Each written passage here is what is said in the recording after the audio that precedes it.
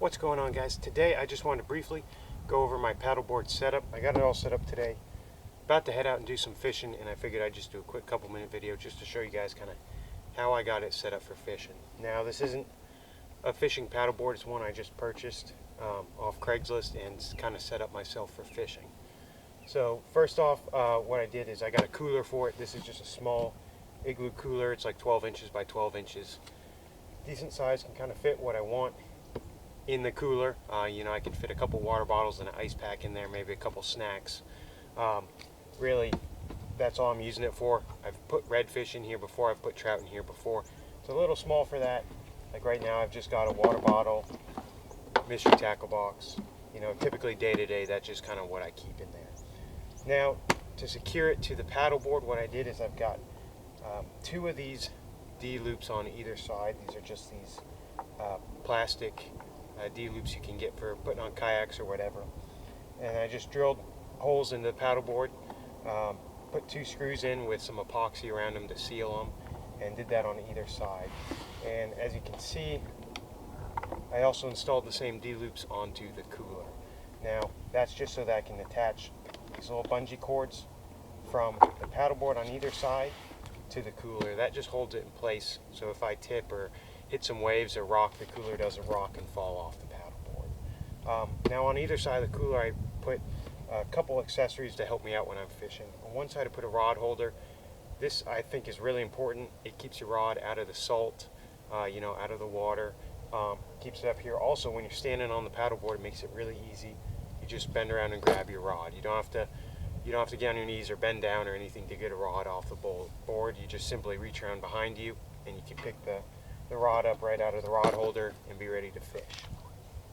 On the other side of the cooler, I mounted a small tackle box. Now I just got a couple Velcro strips here on this side and a couple on the back of the tackle box. That allows me just to Velcro this right onto the side of the cooler, and if I need it, I can pull it off and use it. And if I don't, it's out of the way. One other feature I like about this cooler, it's got this little top compartment here. Now typically I just take my bungee cords off like so, and I just store them in there. It's a nice little storage space. You can put your phone or something in here. I'm a little hesitant to put my phone in there because when I open this up, I'm afraid of this popping open and my phone falling off the paddleboard. So I typically just keep the bungees in there. Also, it's got two cup holders up here. They're nothing special, but if you bring a soda with you, they're going to hold it in there in place. Also, on the back of the cooler, I have a small inflatable life jacket. This one is meant to be worn as like a fanny pack.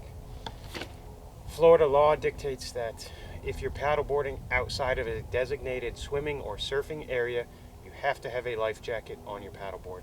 So basically, if I fall in, this isn't doing me any good. It's just preventing me from getting fined by FWC. That's pretty much it for the setup. On the front of the paddleboard, I've got an adhesive GoPro mount on there, so I can have a GoPro looking back at me as I'm fishing, just to provide some different camera angles. Also, one other thing I always have on me when I'm on a paddleboard is I like to wear a fanny pack. Now, a couple different reasons for this. One, it allows me to keep some tackle really handy.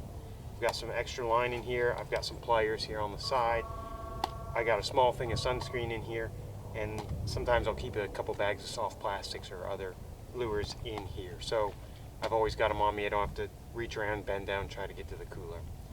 Another important feature of this is it gives me a place to rest the paddle. Now when I'm out paddleboarding, I'll just show you really quickly. And I've got this on. If I want to set my paddle down, I can rest the paddle right there. I'm hands-free. I don't have to bend down, put the paddle down. I can have the paddle right there, make a cast. When I put the rod back, want to go back to paddling, paddle's right here. I don't have to bend down. It eliminates a lot of movement. That's a big feature. Another thing I like about this is one thing I've been doing a little bit too, is storing the rod just like that. So this way, say I'm sight fishing, I'm paddling along, and I see a redfish right over there. All I have to do is set the paddle down just like that, pull the rod out of here, and make a cast. Typically when I have the rod like this, I don't have the lure tucked in any guides. Typically, I'll have it just like this, just the lure hanging free, just like that. So again, I'm just paddling. Oh, I see a redfish right there. Really quietly, with not a lot of movement, I can just set the paddle down, grab my rod, and I'm ready to make a cast. It's that simple. Well, when I want to go back to paddling, all I have to do, put the rod right back, pick up the paddle, and I'm good to go. So that's another option as well. Again, I typically only do this when I'm sight fishing for redfish. If I'm just going from point A to point B, typically I've got the rod always in the rod holder. It's just secure, I don't have to worry about it. Anyways, quick video, it's pretty simple, I know, but I just thought I'd give you guys a little bit of insight on how I got my paddleboard set up for fishing. If you guys are looking to get into it, maybe it'll help you.